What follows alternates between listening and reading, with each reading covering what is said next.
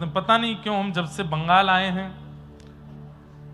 हमको जगन्नाथ जी की इतनी याद आ रही है यहां से कि जैसे श्री जगन्नाथ जी यहीं आसपास ही बैठे हैं क्या, परंतु ज्यादा दूरी भी नहीं है। अरे कभी कभी साइक्लोन वगैरह भी बंगाल में आते हैं तो वो भी जगन्नाथ जी को प्रणाम करके ही आते हैं वो भी उड़ीसा होते हुए ही आते हैं। तो प्रांत तो अपनी बात है कि हमने प्रांतों का विभाजन आदि सब व्यवस्था हो गई, पर जगन्नाथ नाम ही उनका, वो जगत के नाथ हैं, वो बंगाल के भी नाथ हैं, वो उत्तर प्रदेश के भी नाथ हैं, वो भारत के भी नाथ हैं, वो अमेरिका के भी नाथ हैं, वो भुवः के भी नाथ हैं, स्वर्ग के भी नाथ हैं, वैकुंठ के भी, वो पूरे विश्व के नाथ हैं, इसलिए वो जगन्नाथ हैं। तो बार बार उनकी स्मृति इतनी ज्यादा यहां बैठ कर के हो रही है, परंतु हम किसी भी कारण से कुछ ऐसा कर नहीं सकते कि हम जाएं, दर्शन करके वापस आ जाएं, कथा में पहुंच जाएं। लेकिन यहाँ कथा के माध्यम से और कथा में कुछ चरित्रों के माध्यम से हम जगन्नाथ जी को याद करते रहेंगे, उनका स्मरण करते रहेंगे। कई लोग बोले महाराज जी राधा गिरधर लाल जी आए हैं कलकत्ता।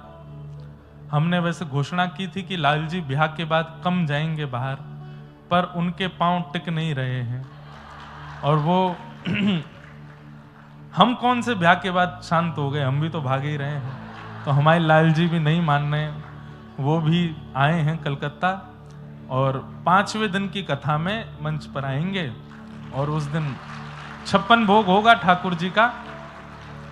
इस बार कलकत्ता का 56 भोग है, पहली बार ठाकुर जी कलकत्ता आए हैं, तो हमारा तो मन है कि विविध विविध नए नए प्रकार के संदेशों का ही 56 भोग लगे ठाकुर जी को।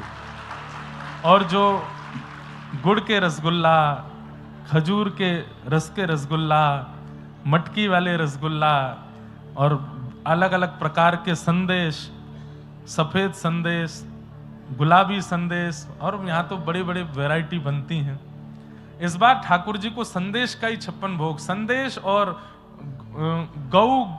गौ रस से बनी सामग्रियों का आज इस बार कलकत्ता में कुछ अलग सा 56 भोग करें 5वें दिन। उसकी पूरी व्यवस्था बातचीत कर लेंगे आयोजकों से। ठाकुर जी को ऐसा लगे कि मानो जैसे अभी हमारे लाल जी की ऐसी भूमिका बन गई है कि जैसे ब्याह के बाद नव दंपति घर पधरामनी करते हैं ना, ऐसे हमारे लाल जी की पधरामनी हो रही है कलकत्ता में। तो आप सब लोग यहीं के भाव से उनकी पधरामनी करो।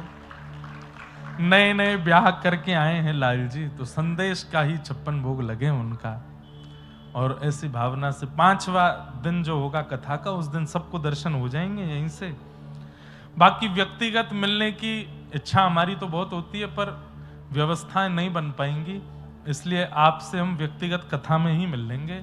आपकी जो भी भावना, जो भी आपके प्रश्न होते हैं या जिज्ञासा होती है, आप लिख करके मंच पर भिजवा दो, हम वहीं से उसका समाधान करने का प्रयास करेंगे। आइए प्रथम स्कंद से अब कथा में प्रवेश करते हैं।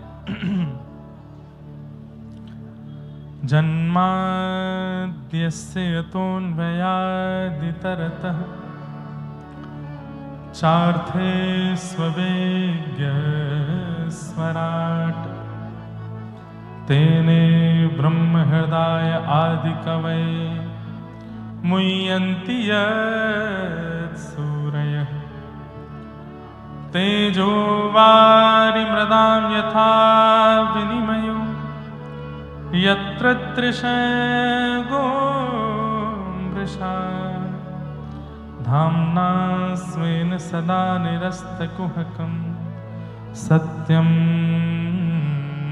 परम धीमहि।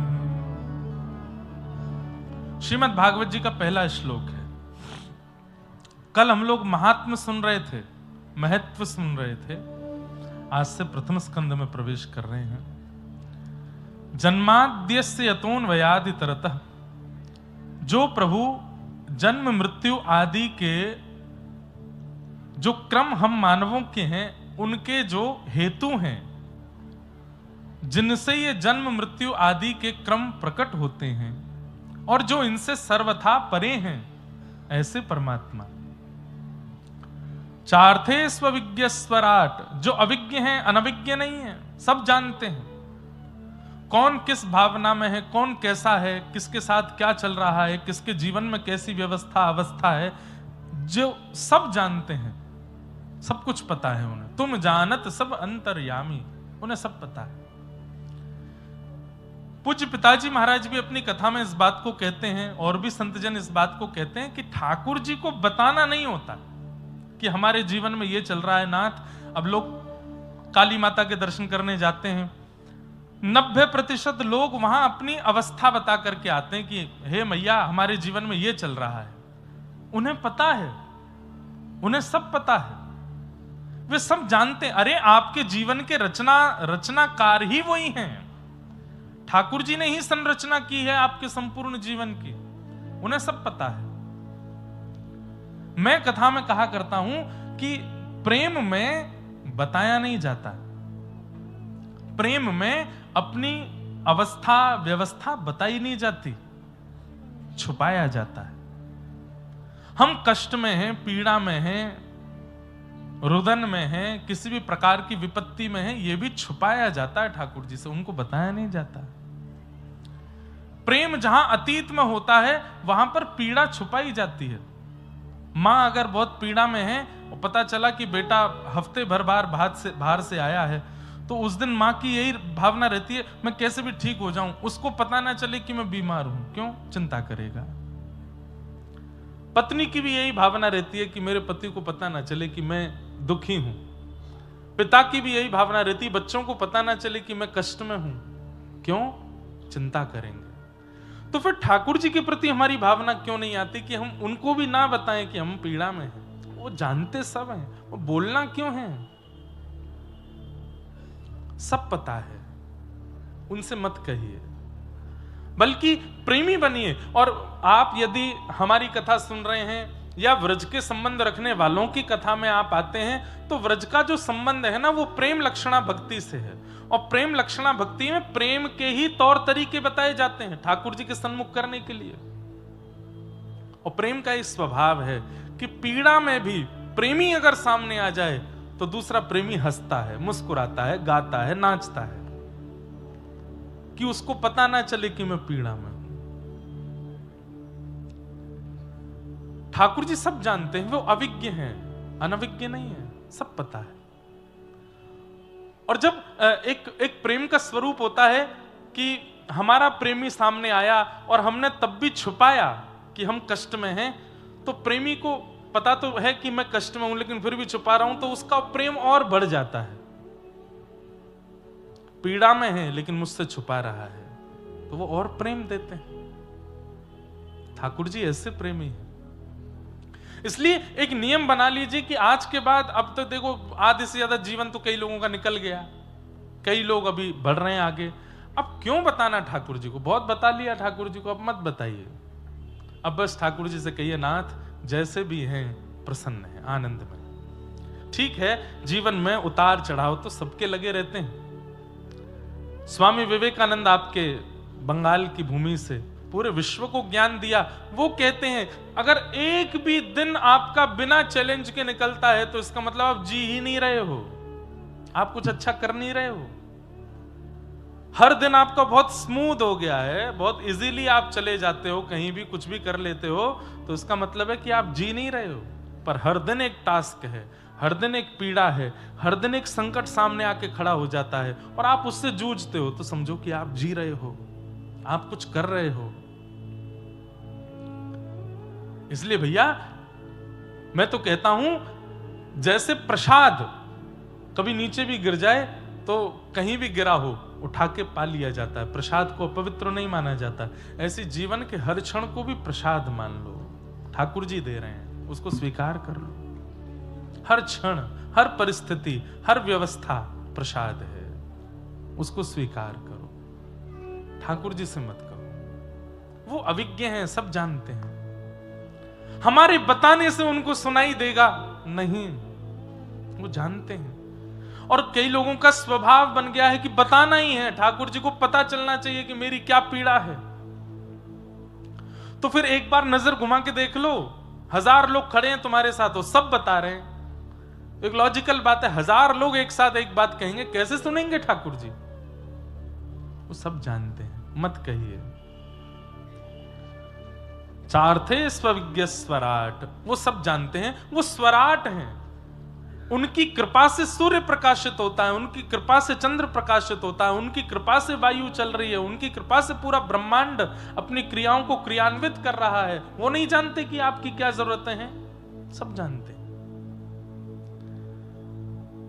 भीष्म पितामह कहते हैं कि मैंने कोई इतना बड़ा पाप तो नहीं किया था जो मुझे इतनी बड़ी सजा दी आपने। ठाकुर जी बोले, पाप क्या किया था, क्या नहीं किया था, क्या सजा मिलनी चाहिए, क्या नहीं मिलनी चाहिए, मुझे मत बताइए। कर्मण्येवाधिकारस्ते, तुम्हारा अधिकार केवल कर्म पर है। मां फलेषु कदाचन, फल पर तुम्हारा अधिकार नहीं है, वो तो मेरा अधिकार है कि मैं क्या दूंगा, कब दूंगा, कैसे दूंगा। इसलिए उसमें ज्यादा चिंता मत करो।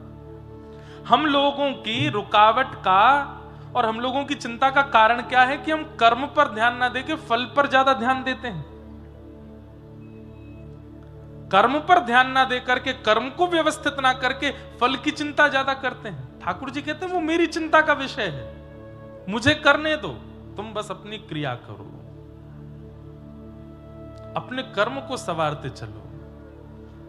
बंधुओं, अच्छा करने के बाद भी अच्छा ना मिले,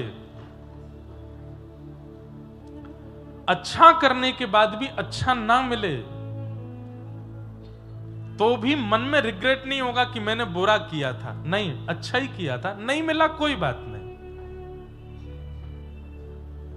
मिल जाए तो ठाकुर जी की कृपा। ये सुनना बहुत आसान लगता है पर जीना बहुत मुश्किल है। और जब से सोशल मीडिया का टाइम आया है तब से तो नेगेटिविटी तो इतनी ज्यादा लोगों में भरी पड़ी है, वो अब निकल निकल के आ रही है। मुझे कहना नहीं चाहिए पर मुझे बहुत कष्ट होता है। आज सनातन धर्म के बड़े बड़े संत जन, बड़े बड़े ऋषि जन केवल एक दूसरे से लड़ने में लगे और आमने सामने नहीं लड़ते। आमने सामने एक दूसरे के पांव छुएंगे, एक दूसरे को गले से लगाएंगे। मेरी बात बहुत ध्यान से सुनिएगा। पिछले 2 सालों के अंदर युवाओं में भक्ति जागृत हो रही है। पिछले 2 सालों में, अभी ताली नहीं बजाओ, अभी नहीं बजाओ, ताली बजाने वाली बात ही नहीं कर रहा मैं, ये चिंता वाली बात कर रहा हूं। पिछले 1.5-2 वर्षों में युवाओं में भक्ति जागृत हो रही है। न्यू ईयर पर गोवा खाली पड़े हैं, न्यू ईयर पर मनाली कोई नहीं जा रहा है और वृंदावन में तिल रखने की जगह नहीं मिल रही है। जगन्नाथपुरी में होटल खाली नहीं मिल रहे हैं। द्वारिका में गाड़ियों की लंबी कतार लगी है। क्यों? सब जा रहे हैं। कोई कहता है कि अरे फोटो खिंचवाने जाते हैं, आजकल भक्ति ट्रेंडिंग। अरे मैं कह रहा हूं चल तो रही है ना ट्रेंडिंग, कम से कम वो फोटो खिंचवाने ही जा रहे हैं, जा तो रहे हैं ना। हम ही लोग कथाओं में कहते हैं, हम ही लोग अपने मंचों से कहते हैं कि सन्मुख होए जीव मोहे जब ही। ठाकुर जी कह रहे हैं जैसे ही जीव मेरे सन्मुख आता है मैं उसके सारे विषाद दूर कर देता हूं, उसको स्वीकार कर ले। अरे वो जा तो रहा है ठाकुर जी के सामने। जैसे तैसे बड़ी मुश्किलों से युवाओं में भक्ति जागृत हो रही है और यहां पर फिर ये नेगेटिविटी शुरू हो जा रही है। आपस में लड़ रहे हैं, झगड़ रहे हैं, एक दूसरे के प्रति गलत गलत बातें कह रहे हैं। कभी किसी कथावाचक को छोटा बता रहे हैं, किसी को बड़ा बता रहे हैं, किसी के जीवन पर कुछ कह रहे हैं, कहीं कुछ डाल रहे हैं। ये सब बहुत गलत है। और फिर वही दिन आ जाएगा कि यही युवा वापस यू टर्न ले लेगा, नहीं जाएंगे मंदिरों में, खाली पड़े रह जाएंगे मंदिर, नहीं जाएगा कोई भक्ति तीर्थ धामों में। और फिर कहेंगे कि घनघोर कलिकाल आ गया है, पबों में जाते हैं, उल्टे सीधे काम करते हैं, ऐसा क्रिया करते हैं। नहीं मानेंगे। फिर भी हमें पता है ये लड़ाई झगड़े चलते ही रहेंगे। और अब इस वर्ष से तो बहुत ज्यादा ही होने लगा है। अभी वर्ष का प्रारंभ नहीं हुआ, इतना सब कुछ चल रहा है और जहां देखो वहां बस केवल धार्मिकों में लड़ाई चल रही है, संप्रदायों में विभाजन चल रहा है। ये बड़े हैं, ये छोटे हैं, इन्होंने ऐसा किया, इन्होंने वैसा किया, इन्होंने ऐसा कर दिया, ये नियम का पालन नहीं करते, ये कहां लिखा है, ये कौन से ग्रंथ की बात है। ये कलयुग में इन सब से कुछ नहीं होने वाला है। इसलिए हम ज्यादा लोगों को तो नहीं समझाते, क्योंकि मैं ही फिर कटघरे में खड़ा हो जाऊंगा। आज तो ये बता मैं हम तू बहुत बड़ा बनना है, हमको समझा रहा है, आपको तो हम बोल सकते हैं। जीवन के 4 दिन बचे हैं भैया, हमारे आपके कब प्राण चले जाएं कोई पता नहीं है। जितना हो सके हरेर नाम हरेर नाम एव केवलम कलौ नास्त्यैव नास्त्यैव नास्त्यैव गतिरन्यथा। श्रीमन चैतन्य महाप्रभु ने द्वार द्वार जाकर के नाम बुलवाया, क्योंकि ये नाम ही कल्याण करेगा। यहां पर विवाद छिड़ रहे हैं, विषाद छिड़ रहे हैं, आपस में लड़ झगड़ रहे हैं, आप लोग अपने काम पर ध्यान रखो। आपका काम क्या है? ठाकुर जी को भजो, ठाकुर जी को रटो, सेवा करो, अपने जीवन को सार्थक बनाओ। ये जो चल रहा है संसार में, अब इनको तो हम ज्यादा कुछ कह नहीं सकते, करने दीजिए। कटाक्ष में, विभाजन में, नीचा दिखाने में, छोटा दिखाने में, नेगेटिव बातें बोलने में लोगों को क्षण भर लगता है। और अब तो क्या बोलते हैं उसको, फ्रीडम ऑफ स्पीच मिल गई है सबको बोलने का एक। अरे कलयुग में ब्रह्मास्त्र नहीं चलते, कलयुग में पाशुपतास्त्र नहीं चलते, कलयुग में ये इंटरनेट अस्त्र चल गया है। कहीं से कोई भी कुछ भी बोल के कुछ भी किसी के बारे में कटाक्ष कर देता है, और इससे फिर लोग भ्रमित होते हैं। लोगों के मन में आता है ये आपस में खुद ही लड़ रहे हैं, हम कहां, हम क्या भजन करेंगे फिर। इसलिए भैया, दिन हो, रात हो, मंगल हो। और ये हमने पता है अपने ब्रजमंडल के साधु संतों से सीखा। हमारे ब्रजमंडल के साधु ऐसे हैं, लोग उनके बारे में भी बहुत कुछ बोलते, पर वो अपने भजन पर ध्यान देते हैं। और नित्य प्रणाम के योग्य हैं, नित्य वंदन के योग्य हैं हमारे परम पूजनीय श्री प्रेमानंद जी महाराज। आज वे पद यात्रा करते थे, कितने लोगों ने उनका विरोध किया। वे सुबह सुबह 2:30 बजे उठ करके, वो आप लोगों के लिए नहीं, जब वहां 5 लोग भी नहीं होते थे मार्ग पर, तब भी वो इतने बजे ही निकलते थे। तब भीड़ नहीं होती थी इतनी। अब भीड़ हो गई तो लोगों ने फिर उसको भी प्रोपोगंडा बना करके उनके बारे में भी बोलने लगे, उनको कटाक्ष करने लगे, उनके वक्तव्यों पर भेदन और शास्त्रीय प्रमाण कहां है, ये कैसे बोल सकते हैं, ये ऐसे करते हैं, अपने को पुजवाने के लिए कर रहे हैं ये। अरे आप ये तो विचार कीजिए कि उनके कारण आज कितने लोग श्री राधा वल्लभ जी के सन्मुख हो गए, उनके कारण कितने लोग वृंदावन आ गए, जो वृंदावन कभी पहुंच नहीं पा रहे थे। ऐसे बड़े बड़े आधुनिकताओं को प्राप्त करने वाले, चाहे वो खेल जगत के लोग हों, चाहे वो सिनेमा जगत के लोग हों, चाहे वो किसी क्षेत्र के लोग हों, सबको खींच करके ले आए, घुटनों पर बैठा दिया, सर झुकवा दिया व्रज की रज में। लेकिन ये संसार है, यहां पर आपने अच्छे 4 काम किए, उसको आदमी एक बार में भूल जाता है। आपने एक कुछ ऐसा गड़बड़ कर, और गड़बड़ किया भी नहीं, किसी ने उसको गड़बड़ बता दिया तो 5 लोग विश्वास भी कर ले, तो हाँ सही कह रहा है, गड़बड़ ही है।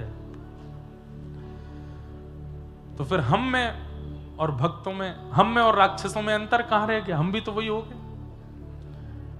मर्यादा पुरुषोत्तम राम जी हैं, वन में पिता की आज्ञा से निकले हैं, लेकिन रावण को उनमें भी दोष दिख रहा है। ऐसे परम सुकुमार, ऐसे परम कोमल, परम सुंदर श्री राघव जी में भी रावण को दोष दिख रहा है। इससे क्या सिद्ध होता है कि दोष दृष्टि देखना, दोष दृष्टि रखना ही राक्षसत्व है।